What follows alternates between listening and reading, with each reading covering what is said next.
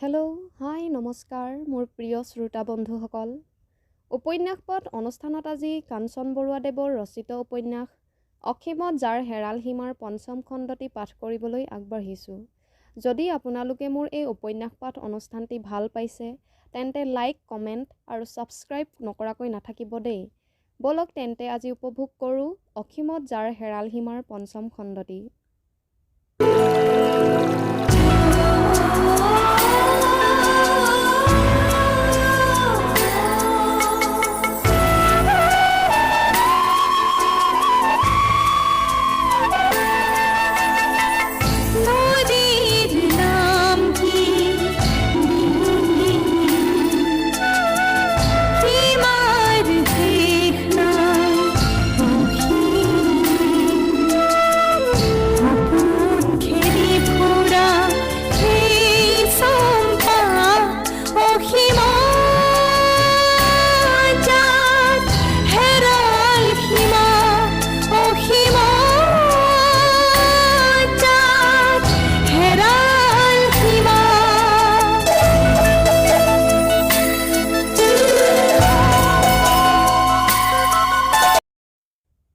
পৰিচয়।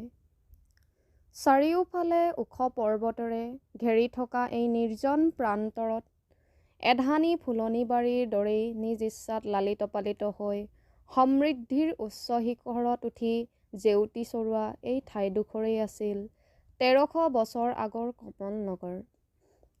কমল নগৰৰ জন্ম কেনেকৈ হৈছিল তাৰ সোঁৱৰণি ইতিহাসত নাই। সূৰ্যৰ মাধ্যাকৰ্ষণ শক্তিক কেন্দ্ৰ কৰি ঘূৰি ঘূৰি কণিকাবোৰে যেনেকৈ এটা বিপৰীত শক্তিৰ সৃষ্টি কৰি সূৰ্যৰ কিছু অংশক আৰু সূৰ্যৰ লগত সংযুক্ত ৰাখিব নোৱাৰি দূৰলৈ ছিটিকি গৈ পৃথিৱীকে আদি কৰি গ্ৰহবোৰ সৃষ্টি কৰিলে, তেনেকৈয়ে হয়তো শ শ বছৰ আগৰ অসমৰ ৰাজধানীকে কেন্দ্ৰ কৰি সৰু সৰু গাঁওবোৰেও সমৃদ্ধিৰ বাটত আগবাঢ়ি আহি তাৰে দুই এখনে হয়তো লক্ষ্যভ্ৰষ্ট হৈ বহুত দূৰত ছিটিকি পৰিছিল আৰু ৰাজধানীৰ লগত প্ৰায় সকলো সংস্পৰ্শ হেৰুৱাই অকলেই গঢ়ি উঠিছিল একো একোখন স্বাধীন ৰাষ্ট্ৰ।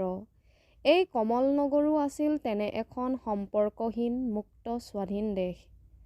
প্ৰায় ২৫,০০০ মানুহৰ বাসভূমি এই কমল নগৰৰ আয়তন দীঘলে ১০ মাইল আৰু বহলে ৮ মাইলতকৈ বেছি নহয়। কমল নগৰক পূবৰ পৰা পশ্চিমলৈ এডাল সৰল ৰেখাৰ দৰেই বৈ যোৱা কাঞ্চনমতী নদীয়ে সমানে দুভাগ কৰিছে।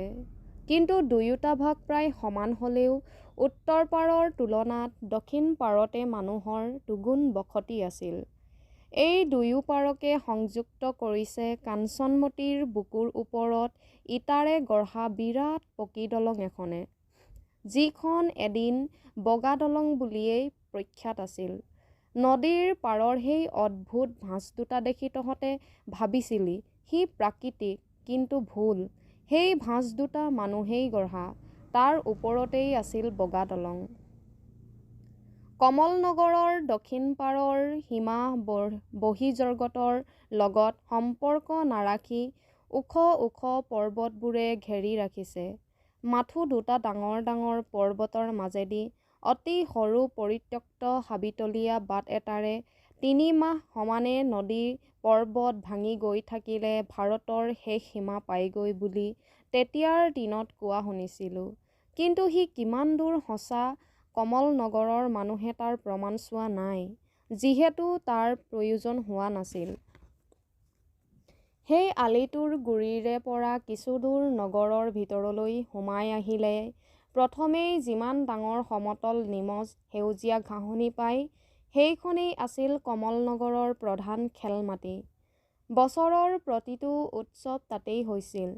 কমল নগৰৰ প্ৰধান আলিটোৰ নাম আছিল ৰঙা আলি। এই ৰঙা আলি দক্ষিণ পাৰৰ এমূৰৰ পৰা আৰম্ভ কৰি নগৰৰ সোঁ মাজে মাজে আহি বগা দলঙত লাগিছেহি। তাৰ পৰা দক্ষিণ পাৰৰ দৰেই উত্তৰ পাৰৰো মাজে মাজে গৈ নগৰৰ শেষ সীমা পাৰ হৈ সৌ পৰ্বতটোৰ সিপাৰে থকা ৰাজধানীলৈ যোৱা বৰ আলিত মিলিছেগৈ। কমল নগৰৰ পৰা ৰাজধানীলৈ যাবলৈ হ'লে ৰঙা আলি শেষ কৰি বৰ আলিয়েদি প্ৰায় দুই পক্ষ কাল সমানে যাব লগাত পৰিছিল।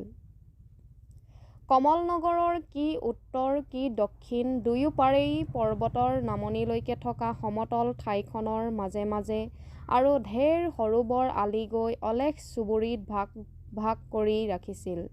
সেই প্ৰতিটো চুবুৰীৰ সন্মুখৰ প্ৰতিটি আলি আহি ৰঙা আলিৰ লগত মিলিছেহি।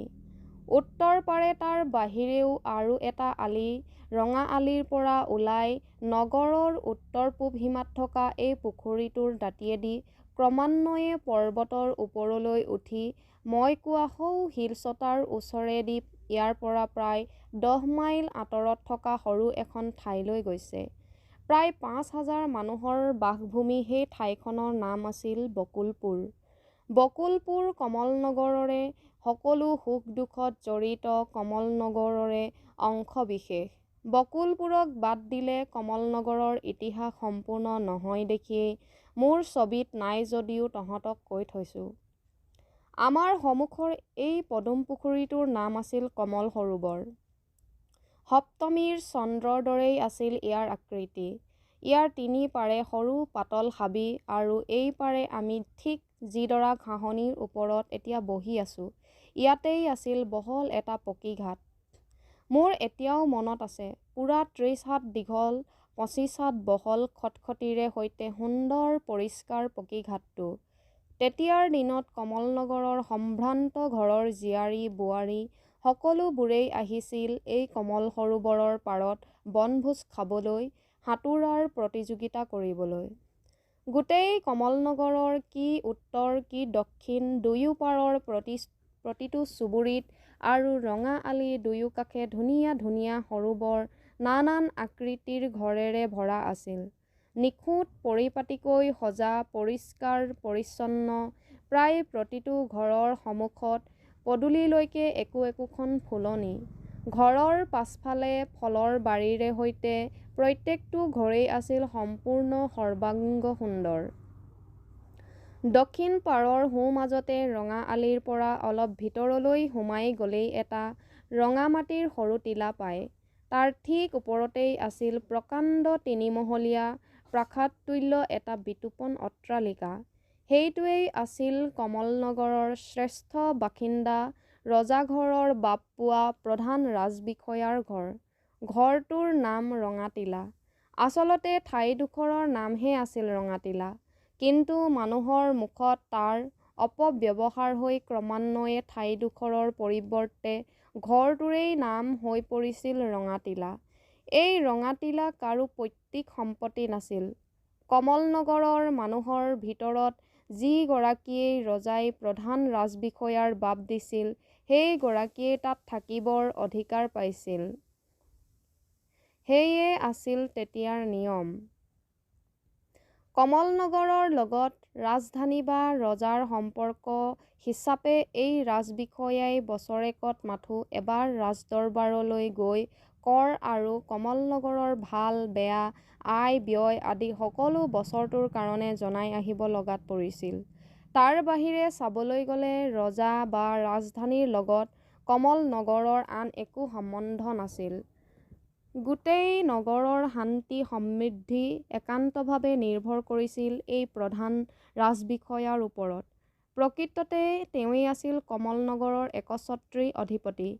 অৱশ্যে দ্বিতীয় আৰু তৃতীয় বিষয়া হিচাপে আৰু নগৰৰ নাগৰিকে নিযুক্ত কৰা কেইবাগৰাকীও বৰমূৰীয়া আছিল।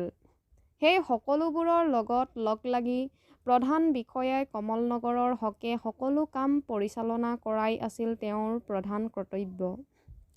নিজৰ ইচ্ছাৰে যি মন যায় তাকে কৰিবৰ যথেষ্ট শক্তি থকা স্বত্বেও কমল নগৰৰ ইতিহাসত তেনে কোনো ৰাজবিষয়া কেতিয়াও হোৱা নাছিল যাৰ উচ্ছৃংখলতাত কমল নগৰত ক্ষুদ্ৰতমো অশান্তিৰ সৃষ্টি হ'ব পাৰে।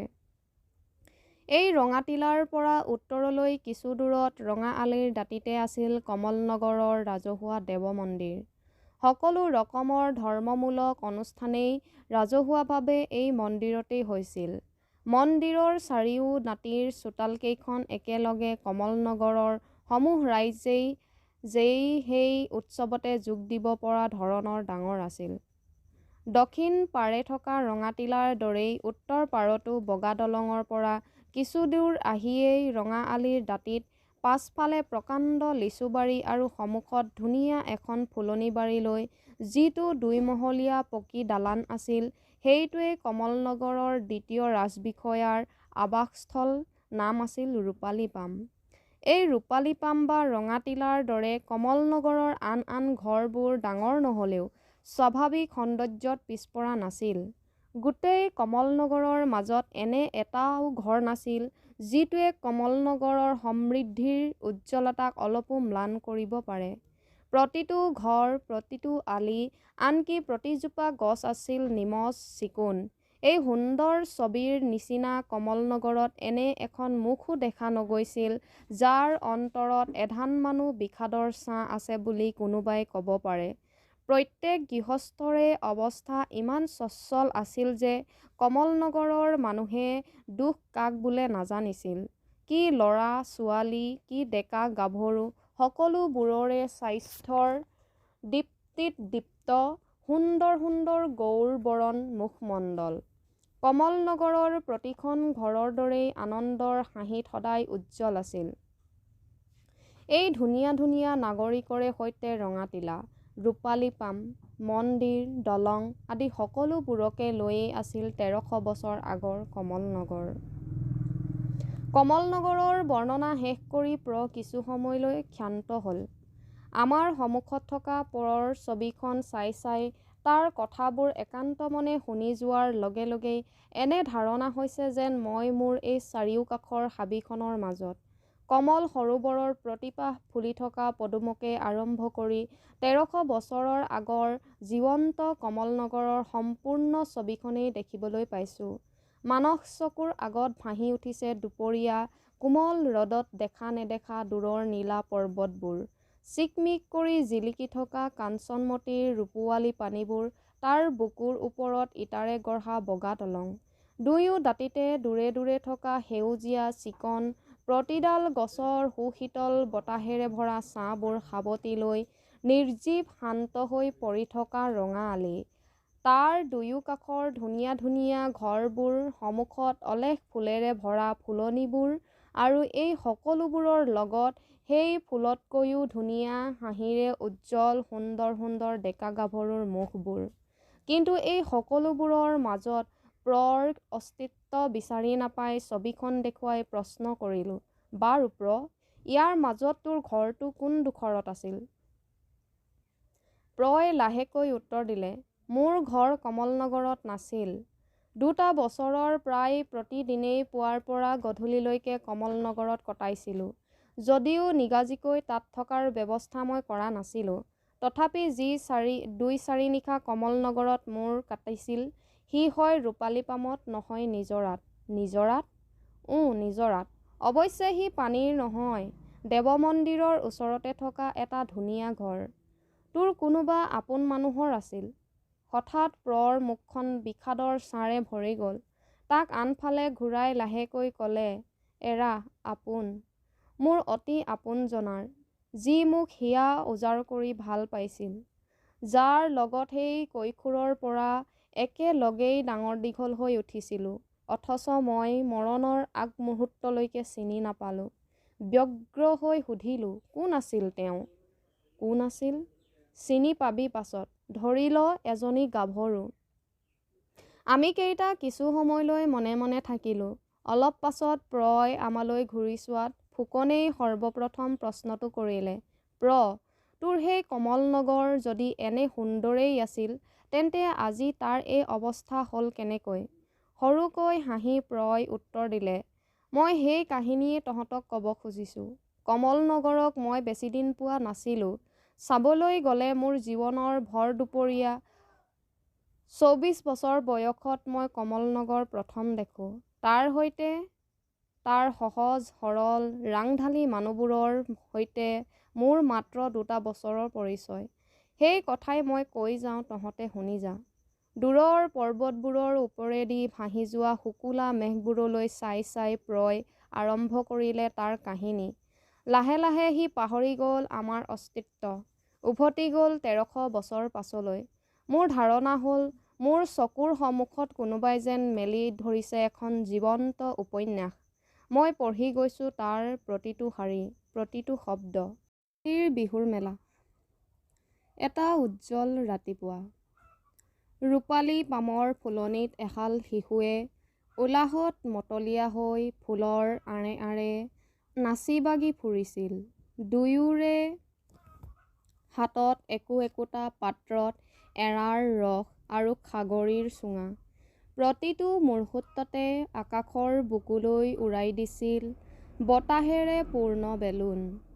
পুৱাৰ বেলিৰ পোহৰ পৰি প্ৰতিটো বেলুনতে সৃষ্টি হৈছিল সাতোৰঙী একো একোখন ৰামধেনু। এই ৰামধেনুৰ হাত বৰণ প্ৰথমবাৰলৈ চকুত পৰাত উত্তেজিত হৈ মণিয়ে চিঞৰি উঠিল, চোৱা চোৱা আৰতি, ৰামধেনু, এখন দুখন তিনিখন, ইচ ইমানবোৰ ৰামধেনু কেনেকৈ হ'ল বাইদেউ? আৰতি মণিতকৈ 2 বছৰৰ ডাঙৰ। আৰতিৰ বয়স 7 বছৰ, মণিৰ 5। সময়ে সময়ে মণিয়ে আৰতিক বাইদেউ বুলি সন্মান কৰে। মণিৰ প্ৰশ্নৰ উত্তৰত আৰতিয়ে আকাশলৈ চাই ক'লে, কেনেকৈ হ'ল জানা মণি? সৌৱা চোৱা, আকাশত কমলনগৰৰ ইমূৰৰ পৰা সিমূৰলৈকে বৈ পৰা ৰামধেনু, আৰু সৰু সৰুবোৰ হৈছে তাৰে ছাঁ পৰি, বুজিছা? কিন্তু ছাঁততো ৰং নেথাকে, মণিয়ে আকৌ প্ৰশ্ন কৰে। আৰতিয়ে উত্তৰ দিয়াৰ আগতেই কেতেকী আহি মণিৰ হাতত ধৰিলেহি। ছাঁত ৰং থাকক নাথাকক সেইবোৰ এতিয়া নালাগে, ব'লা আইদেৱে মাতিছে। আৰতি ব'লা। দেখিছানে বাৰু পোছাকটো কেনেকৈ ইমান লেতেৰা কৰিলা? ৰ'বা, তোমালোক দুয়োকে এৰি থৈ যাবলৈ আইদেউক ক'ম। কেতেকী উমাৰ হাত ধৰা লিগিৰী। আৰতি আৰু মণি হৈছে উমা আৰু অশোকৰ সন্তান। অশোক কমলনগৰৰ 2য় ৰাজবিষয়া। দুয়োকো দুহাতে ধৰি কেতেকী একেবাৰে উমাৰ ওচৰত হাজিৰ হ'লহি। সেই মুহূৰ্তত উমাই ডাঙৰ দাপোনৰ সন্মুখত বহি প্ৰসাধন প্ৰায় শেষ কৰিছে। মাথো কপালত সেন্দুৰৰ ফোঁটটো আৰু অলপ উজ্জ্বলকৈ ল'বলৈ বাকী। ফোঁট লৈ উমাই ঘূৰি চোৱাৰ লগে লগেই আন্ধাৰ হৈ থকা কোঠাটো যেন পোহৰ হৈ গ'ল। কৃত্ৰিম পোহৰ নহয়, উমাৰ ৰূপৰ উজ্জ্বলতাত। উমাৰ ৰূপ আছে, বাহ্যিক ৰূপতকৈও উমাৰ অন্তৰৰ ৰূপৰ জেউতি বেছি। গোটেই কমলনগৰত উমাৰ নিচিনা সাদৰী গাভৰু আৰু এগৰাকী নাই। তাত এনে কোনো মানুহো নাই যি উমাক ভাল নাপায়, আৰু উমায়ো পৃথিৱীৰ সকলোকে কেৱল ভাল পাবলৈকে শিকিলে। উমাৰ বয়স 25 বছৰ। আজি পুৱা সাজি কাচি ওলাইছে খেলমাটিত মাঘ বিহু উপলক্ষে হোৱা ম'হযুঁজ চাবলৈ। উমাৰ পৰিধানত পাটৰ বনকৰা ৰিহা মেখেলা, গাত দীঘল হাতৰ ৰঙীন পাটৰ বুকুবন্ধ চোলা, ডিঙিত সেই একে কাপোৰৰে কোঁচ খোৱা এটা ঘেৰ, অলংকাৰৰ ভিতৰত ডাঙৰ ডাঙৰ সোণৰ মণিৰে গঁথা এধাৰ দুগদুগী, ডিঙিত লাগি থকা এচটা ডাঙৰ নীলা বাখৰ খটোৱা গলপতা, হাতত গামখাৰু, সোণৰ বালা, দুয়ো হাতৰ দুটা আঙুলিত দুটা ধুনীয়া আঙুঠি। তেতিয়াৰ দিনৰ অতি সাধাৰণ পোছাক, কিন্তু উমা ধুনীয়া দেখি সেই সাধাৰণ পোছাকতে উমা দেখিবলৈ হৈছে অপৰূপা। উমাৰ ধুনীয়া মুখৰ কৰুণাৰে ভৰা চকুযুৰিয়েই আটাইতকৈ মৰম লগা। খং উমাই জীৱনত কৰি পোৱা নাই, গতিকে এতিয়াও কৰিব নোৱাৰিলে। মাথো আৰতি মণিৰ ওচৰলৈ গৈ সিহঁতৰ চোলাবোৰ জোকাৰি ধূলি বালি গুচাই পৰিপাটিকৈ দিয়াৰ লগে লগেই ক'লে, কেলৈ, আজি তোমালোকক মই ফুলনিলৈ যাবলৈ হাক দিছিলোঁ নহয়, কিয় গৈছিলা? তুমি আকৌ ইমান বেলি কৰাতহে গৈছিলোঁ। আৰতিৰ কথা শেষ হোৱাৰ আগতেই মণিয়ে মাকৰ ডিঙিত সাৱটি ধৰি প্ৰশ্ন কৰিলে, বাৰু মা, ৰামধেনুৰ ছাঁত ৰং থাকে নে নাথাকে? ক'ব নোৱাৰোঁ, ভাবি চাব লাগিব। এতিয়া ব'লা যাওঁ, নহ'লে আমাৰ বেলি হ'ব। কেতেকী, মতিক কলিনে? ক'লোঁ বাইদেউ। খিৰিকীৰে বাহিৰলৈ চাই কেতেকীয়ে আকৌ ক'লে, সৌৱা, মতিয়ে বাগিত ঘোঁৰাহাল জুৰিছেই, ব'লা মণি, মোৰ হাতত ধৰা। উমাই আৰতিহঁতক লগত লৈ কোঠাটোৰ এদাঁতিয়ে থকা দুৱাৰ এখন ঠেলি যিটো কোঠাত সোমাল সেইটো হৈছে যদুঘোৰাৰ কোঠা।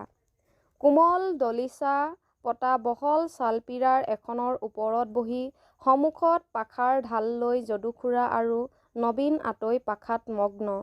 খুৰাৰ সোঁহাতৰ ফালে কাঁহী এখনৰ ওপৰত গোটা দিয়েক বানবাতি, বাওঁফালে দীঘল নলিচাৰে সৈতে গুৰগুৰি। পাখাত জুতি লগোৱা আনুষংগিক দুয়োটাই ওচৰত।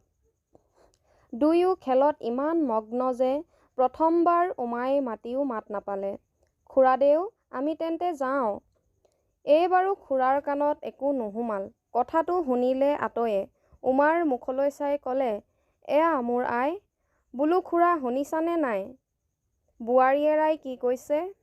খুৰাই ঢালৰ পৰা মূৰ তুলি আতৈলৈ চাই প্ৰশ্ন কৰিলে, কি কৈছে আতৈ? তাৰ পাছত উমাহঁতৰ উপস্থিত বুজি পাই ঘূৰি চালে। উমাই এই তৃতীয়বাৰ আকৌ ক'লে, খুৰাদেৱে দেখিছোঁ পাখাত বহিলে সকলো পাহৰি যায়। আজি যে মাঘৰ বিহু, আমি ম'হ যুঁজ চাবলৈ যাওঁ বুলিছোঁ। নিশ্চয় নিশ্চয় মোৰ আই, যা তহঁত। খুৰাই ব্যস্ত হৈ ক'লে, কিন্তু পাছ মুহূৰ্ততে আৰু বেছি ব্যস্ত হৈ উঠিল মণিক কেতেকী হাতৰ পৰা এৰাই নিজৰ ফালে অহা দেখি। দুয়ো হাতেৰে ঢালখন ঢাকি খুৰাই আকুল হৈ চিঞৰি উঠিল, ন ছোৱালী, জীয়েৰক চম্ভাল। খুৰাৰ এই আৰ্তনাদৰ হেতু কোঠাটোৰ প্ৰাণীকেইটিৰ বাহিৰেও বহুতৰে পৰিচিত। খুৰাই মণিকে বোধ কৰোঁ আটাইতকৈ বেছি ভয় কৰে। মণিৰো এইটোৱেই ডাঙৰ গৌৰৱ যে ককা দেউতাকে গোটেই কমলনগৰৰ ২৫,০০০ মানুহৰ কাকো ভয় নকৰে। ভয় কৰে মাথো এধানমানি নাতিনীয়েক মণিক। সেই ভয়ৰ কাৰণটো কিন্তু নিচেই সাধাৰণ। পাখাই হৈছে খুৰাৰ প্ৰাণ। সেই পাখাৰ ঢালৰ পৰা গুটি এটা বা দুটা মণিয়ে ককাকক চুমা দিয়াৰ চলেৰে ইমান নিপুণ কৌশলেৰে লৈ যায় যে ককাকে বহুত চেষ্টা কৰিও আজি পৰিমিত মণিক হাতে হাতে ধৰিব পৰা নাই। কিন্তু পাখাৰ ঢালৰ ফালে চায়েই খুৰাৰ জীৱ উৰি যায়, গুটি এটা নাই। তাৰ পাছত আৰম্ভ হয় খং কৰা কাকুতি মিনতিৰ পাল। কমলনগৰৰ সকলোৱে ককা নাতিৰ এই কাণ্ড দেখি বেছ উপভোগ কৰে। যদুখুৰা অকল উমা অশোকৰে খুৰা নহয়, খুৰা সকলোৰে উমৈহতীয়া সম্পত্তি।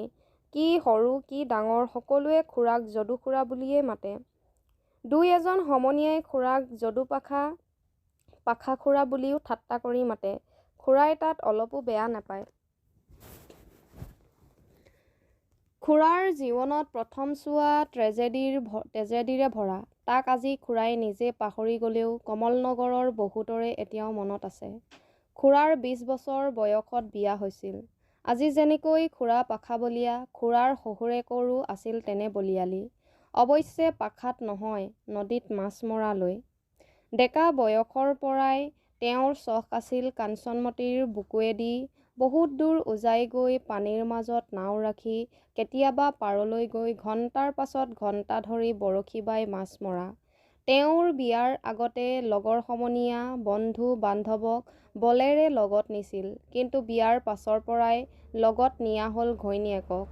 ঘৰৰ বোৱাৰীক তেনেকৈ লৈ ফুৰাত দুই চাৰিয়ে বেয়াও পাইছিল, কিন্তু কাৰো কথাত ভ্ৰূক্ষেপ কৰাবিধৰ মানুহেই নাছিল তেওঁ। তেওঁক এই নিচাই এনেকৈ পাইছিল, ঘৈণীয়েকৰ গৰ্ভৱতী অৱস্থাতো লগত নিনিয়াকৈ নেৰিছিল। আৰু তাৰ ফলতেই তেওঁৰ প্ৰথম আৰু শেষ সন্তানৰ জন্ম হৈছিল পানীৰ মাজত নাৱত।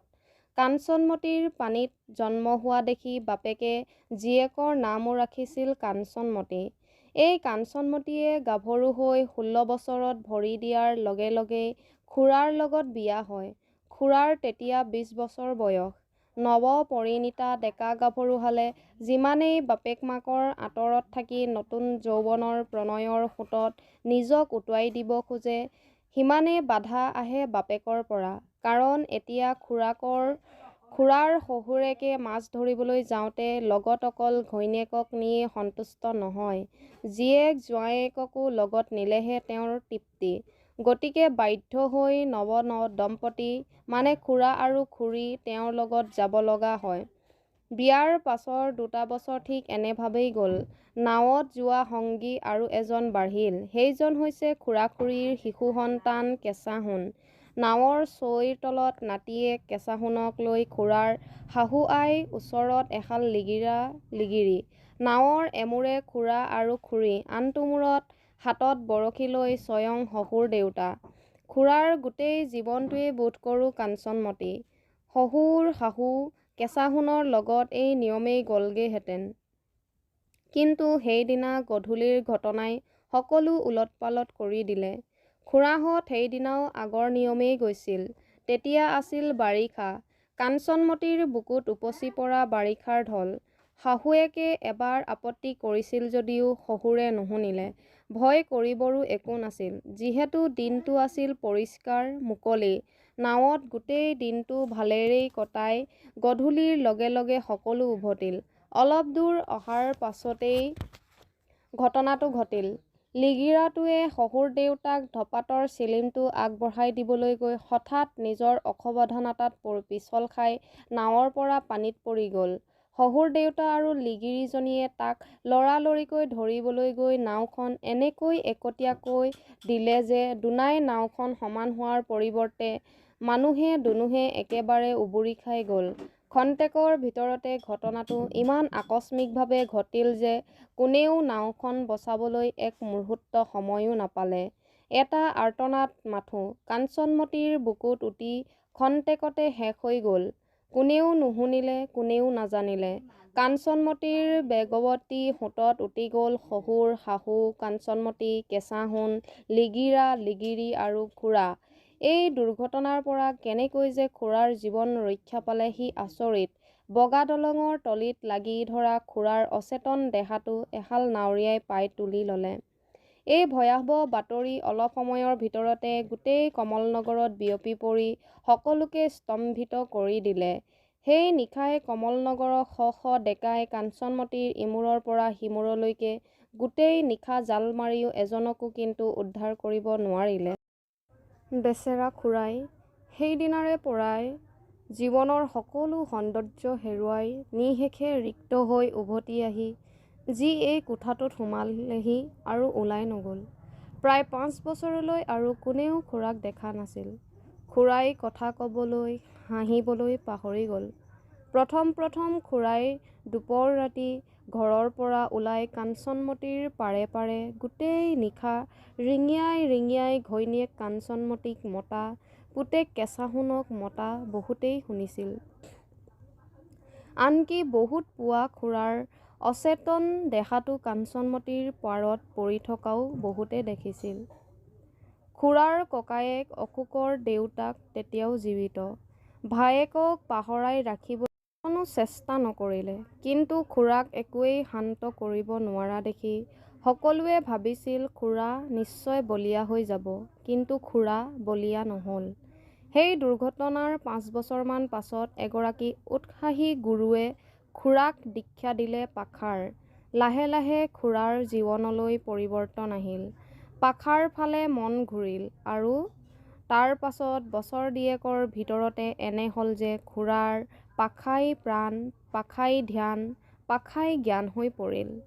পুৱা সাৰ পোৱাৰে পৰা আকৌ টোপনি অহালৈকে খুৰাৰ কেৱল পাখা আৰু পাখা। পাখাৰ ঢালৰ আঁৰত লাহে লাহে কাঞ্চনমতীৰ স্মৃতি, কেঁচা-সোণৰ স্মৃতি অস্পষ্ট হৈ আহি শেষত সমূলি নাইকিয়া হৈ খুৰাৰ মুখত আকৌ হাঁহি দেখা দিলে। সি আজি 28 বছৰ আগৰ কথা। খুৰাক আজি কমলনগৰৰ সকলো মানুহে সন্মান কৰে। কিন্তু তাতোতকৈ বেছি ভয় কৰে। বদৰাগী, বদমেজাজী বুলি নহয়, ভয় কৰে পাখা খেলত খুৰাৰ সংগী হ'ব লাগে বুলি। কাৰণ এবাৰ খুৰাৰ পালাত পৰিলে পূৰা 5 বা 6টি ঘণ্টাৰ আগতে খুৰাই কাকো ৰেহাই নিদিয়ে। তাকো দ্বিতীয় এজন সংগী পালেহে সি ঘটে। নহ'লে গোটেই দিনটোলৈ আৰু সাৰিবৰ একো উপায় নাথাকে। সেই দেখি একমাত্ৰ আতৈৰ বাহিৰে কমলনগৰৰ প্ৰতিটো বুজন মানুহেই বৃদ্ধ খুৰাক দেখিলেই দূৰতে ফালৰি কাটে। অন্ততঃ যিসকল খুৰাৰ লগত এবাৰ পাখাত বহিছে। শ্ৰোতাসকলে উপন্যাস পাঠ অনুষ্ঠানত কাঞ্চন বৰুৱাৰ ৰচিত উপন্যাস অসীমত যাৰ হেৰাল সীমাৰ ধাৰাবাহিক পাঠৰ ৫ম খণ্ডটি শুনিলে। অসীমত যাৰ হেৰাল সীমা উপন্যাসখনি ধাৰাবাহিক পাঠৰ পৰৱৰ্তী খণ্ডটি আপোনালোকলৈ অতি সোনকালেই লৈ আহিম। ধন্যবাদ।